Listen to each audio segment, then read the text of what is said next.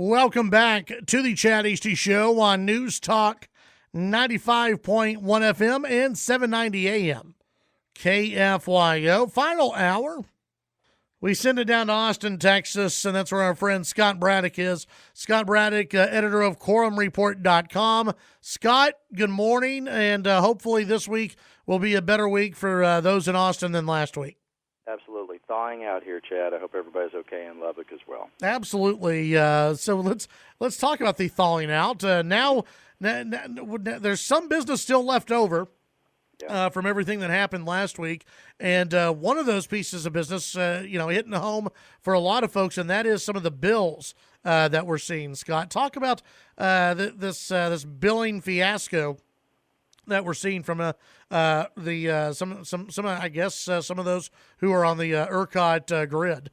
Yeah, absolutely. In the deregulated market that we have, Chad, people do have the option to buy these variable rate plans, which generally it's a pretty good deal. And, the folks who advocated for this originally, mostly Republicans, but some Democrats too, would argue that the system we have in place, which is, and this is the easy way to think about it, Chad, it's because, it can get so complicated, but it's not really that complicated. At the end of the day, what we have is a regulatory system that is set up to provide cheap energy, but not necessarily reliable energy, right? So that's going to be worked on, and I think that question is going to come up a lot, the reliability question, especially when you have an agency or an entity called the Electric Reliability Council of Texas that's, overseeing all this. The fact of the matter is that if you're on one of these variable rate plans, usually you get a pretty cheap bill because energy is cheap in Texas, and you're taking advantage of the fact that there's, plenty of supply. The downside of having everything set up this way is you get a catastrophe when things go south on you, like we saw all of last week. And for these ratepayers who are on these variable rate plans, some of them, Chad, are getting hit with bills that are as much as $10,000. I think we saw as much as $16,000, which some of these people have those amounts automatically deducted from their bank accounts, so they're already in the hole that much. Over the weekend, the governor certainly didn't want to be seen sleeping on that. He had the Public Utility Commission have an emergency meeting over the weekend in which they said that people could not be cut off of their power. They're blocking any disconnections because of non-payment, and also trying to make sure that folks don't end up actually having to pay that, because that's a ridiculous amount. I mean, you sign up for a variable rate plan, you understand as a consumer that it may go up and down a little bit, but you don't expect that, right? And so that was the first sort of triage over the weekend. And then looking forward through the rest of the week, it's going to be a show trial coming up on Thursday with both the House and Senate holding hearings. And I think you're going to see some very angry lawmakers there from all parts of the state. Going back a little bit to, was it the governor who issued a proclamation or an order to not cut people off from billing? What does that look like? Well, the process is that the Utility Commission actually stepped in on that, and of course the Utility Commission, the PUC, those folks are appointed by Governor Abbott, and in Texas government, those boards and commissions like that are appointed by the governor. You can just sort of assume they work for the governor, and so they were doing that, of course, at his behest. He had also held an emergency meeting with lawmakers on Saturday, the day before the PUC meeting, and really wanted to focus in with those lawmakers about what needs to be done about these spikes in electric rates for these folks who really got slammed hard last week. And, of course, this is after a storm that has devastated people in so many ways, Chad. You probably looked at the estimates for how much this is going to cost, not just the electric bills that are insane, like we said, $10,000 to $16,000 in some cases, but this storm that in some ways touched all 254 counties across, across the state, with about 27 million people and 2 time zones in the state. Of course, there are only a few, including where you are in Lubbock, that are not on the ERCOT grid, but you will soon be, so welcome to the party. But this storm could cost more than Hurricane Harvey back in 2017, and the insurance claims at that time for that storm just down on the Gulf Coast was about almost $20 billion. I saw one estimate, Chad, and this is unconfirmed, but people will be figuring this out as we go forward. There's a lot of damage, and this point was made during Texas Legislative Committee already meeting this morning, where the damage with a hurricane, you see all of the debris. The houses were ripped down, and you would see where people had gone in and popped the drywall and taken all that debris outside of their homes. So you would see all that piled out in the yards in front of houses after a hurricane. You don't necessarily see that now with people's pipes busting and all the other damage that was sustained during the storm. In some ways, it's a little deceiving, the fact that you don't see as much of the damage. But people are going to be adding up how much this costs. Folks are right now encouraged to, if they had damage, call their insurance companies, document everything, take pictures of everything. Right here in my neighborhood, somebody keeps his fishing boat out front, and one of the trees from the next property over cracked, huge branch, right down on the boat and destroyed it. That's the kind of thing that's happening all over the state. You brought up earlier the Public Utility Commission, the PUC. Mm-hmm. Has there been any discussion among their role in any of this? Absolutely. And, Chad, there was so much tension last summer between legislators and not just Democrats, right? It was Democrats and Republicans, tension with legislators and the governor's office, a real separation of powers thing going on here, when there were Republicans who were very upset with the governor and his executive orders over COVID-19, the pandemic, last year. And, of course, there's still some of that lingering as we still have the pandemic now. I think you're going to see this same tension really start to ramp up over the way that the storm was handled and the way that this kind of issue may be handled going forward. I saw where some Republicans, including the chair of the Senate Jurisprudence Committee, that's Joan Huffman, she's a Republican from Houston, she had said that both ERCOT, the Electric Reliability Council of Texas, and the Public Utility Commission will be investigated by her committee. She wants to look into their legal responsibilities. And then I saw where, and this is just an example, I saw other Republicans saying this as well. James Frank, who's a chairman in the Texas House from Wichita Falls. I know he's in your listening area for the afternoon show. Frank had tweeted out, this is the quote, "Why are so few people talking about the PUC? They are the oversight committee for ERCOT. The failure of ERCOT is the failure of the PUC." He said any fix will likely need to start with the PUC rules, oversight, etc. The governor, in the meantime, has focused in on ERCOT, which is this nonprofit, this sort of mysterious nonprofit that a lot of folks, Chad, found out about ERCOT just last week, even though they may have lived in Texas for a long time. But Frank is right that the Public Utilities Commission, at least on paper, and I saw where Democrats and Republican legislators were agreeing about this, PUC oversees ERCOT. It's the state agency with jurisdiction over the power grid, and the members of the PUC, as I mentioned earlier, are appointed by Governor Abbott. So anything that has to do with sort of toying with changing the way that an agency that's run by the governor's appointees, that's going to be a source of tension between Abbott and the Republican-led legislature. Yeah. So we've got hearings that are expected to begin this week. Mm-hmm. Do we have a timeline for how long these are supposed to last? Not exactly sure on that. I think they're going to get started on Thursday in both the Texas House and Senate. They're having joint hearings of various committees. In the House, there are two committees that are getting together, and in the Senate, they're going to be asking questions as well. I'm going to be interested to see if the Senate and the House have any difference in their approach to this. I think that it's very easy, Chad, for something like this, when people are so angry, and rightly angry after the way everything was upended last week. There's a temptation for it to sort of just be a show trial and a lot of finger-pointing and a lot of anger and all of that. Yeah. I'm wondering if we're going to see maybe a little bit more of that in the Senate, and on the House side, maybe a little bit more of an even-keel sort of presentation, trying to be constructive and figure out what's going to happen going forward. I'm saying it that way, based on various conversations I've had and trying to figure out exactly how this is going to play out.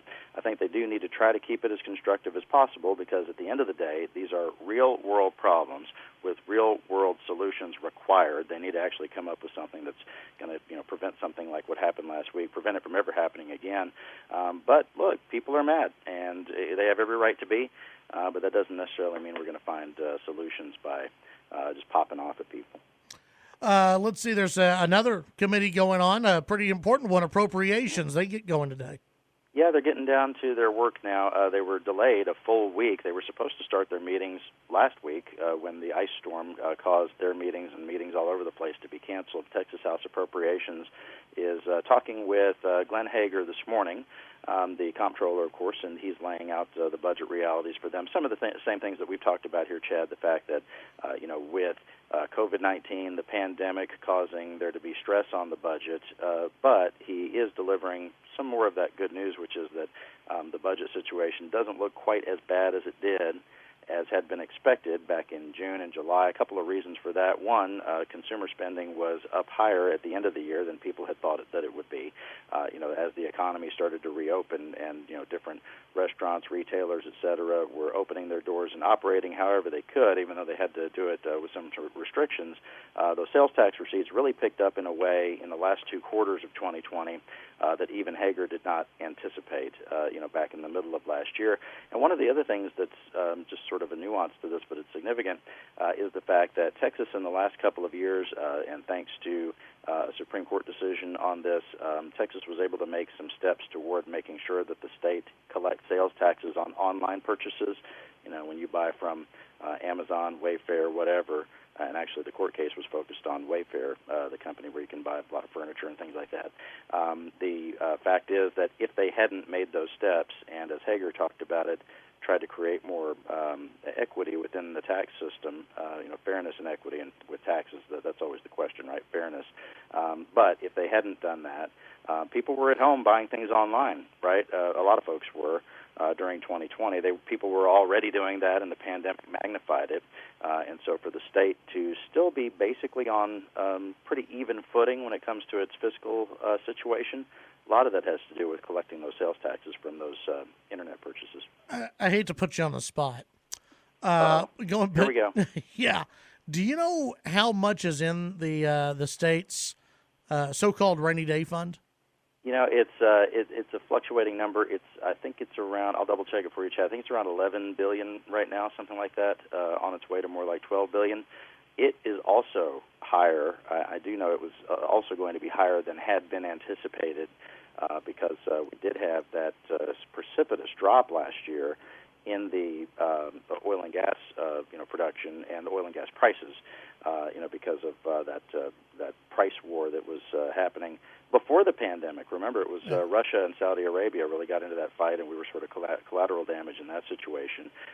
But we do have oil prices not quite back to where we really need them to be at this point, Chad, but they're coming up. I mean, they're at just over about almost $61 a barrel this morning, which isn't terrible. And I bring up all that because the rainy day fund, the economic stabilization fund, is funded through those oil and gas severance taxes.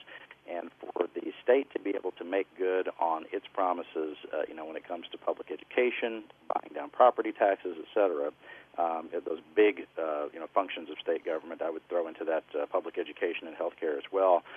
We really need for oil and gas to be above $55 a barrel. It would be better if it was around 70 or 75. The higher it can be, the better, of course. But when it's down around 30, and in fact even trading negative numbers like it did for a little while last year, that is just not sustainable. And the reason I ask, and there's 2 more questions that I have for you. Yeah. And the reason I ask about the rainy day fund, I just, again, with now the state of Texas supposedly, maybe, wanting to spend money on the grid and on, winterization, I don't know how much that's going to cost, probably more than what we have in the rainy day fund, but I'm wondering if there's any conversation about tapping into that for that project or for others. It's a real it's a good question, and I'm not sure how they're going to thread this needle, Chad. I don't think that the Texas Constitution allows for state funding to be used to upgrade private property, private facilities. Yeah. And so how's this going to work? If they're going to winterize these plants, make sure that wind turbines don't freeze up and natural gas lines don't freeze up, and natural gas, of course, was actually by the numbers the real question in the last week when we were seeing this cold snap and the blackouts. If they're going to do that, how's it going to be paid for? The governor last week talked about trying to make that a reality, trying to winterize those plants and those generation facilities. And he also talked about funding, and he said that the state needs to step up with funding. Yeah. Not sure exactly how that's going to work. Usually it's always the ratepayer. When it comes to public utilities, whether it's some kind of a surcharge on your bill or just an increase in your rates or whatever, that cost, I have seen estimates that it would cost, and this is probably a lower number than some folks might expect, probably around $1 billion, $1.2 billion, something like that, for winterizing all of those generation facilities around the state. And look, this is something that they knew about previously, as you know. In 2011, we did have that storm with rolling blackouts. In fairness, people have tried to act as if it was as bad as what happened last week, and that's just not true, objectively. Can you hold on? But we did have problems. Can you do one more segment? Oh, happy to, yes. All right, let me put you on hold when we come back. More with Scott Braddock on the Chad Hasty Show. All right, back on the Chad Hasty Show, we got Scott Braddock, editor of QuorumReport.com, on with us. And Scott, the Democrats are taking a look back at what happened last year during the pandemic and their lack of campaigning, and apparently they found some issues with that. Well, as we talked about here on the show many times, Chad, I think we first identified this months before anybody else when we were reporting on it at QuorumReport.com. There was also, in the reporting world, a sort of, a hesitance to get out in the field and report. And, of course, a lot of businesses were not, doing things in person. And that includes the business of politics, where Democrats were in this state and elsewhere not block walking, not going out into the field, not doing direct contact, eyeball to eyeball with voters, which, of course, in these Texas House and Texas Senate races, these local races, is absolutely critical. When those races are happening at the top of the ticket, the presidential race, Senate races, even with some congressional races, those races and those campaigns tend to rely more on broadcast advertising and that sort of thing.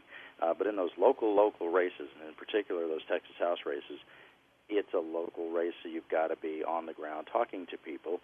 Democrats now, in a report this morning that they released, the Texas Democratic Party and the chairman admit that not being out in the field, they conceded that the Republicans doing that while the Democrats were not, it was just fatal to their ability to get out and campaign and really make a difference in some of these races. And if you look at how much was spent on some of these races, Chad, I mean, there were Texas House races that cost almost $5 million or so, between both sides with all the advertising that was being done. But the fact is that in those very competitive races, and I'm thinking of, races that happen in the Dallas-Fort Worth area and in the Houston area in particular, they came down to, 2- and 3-point races, in some cases even closer than that. And it was those folks who were willing to get out even in the pandemic and go talk to people one-on-one.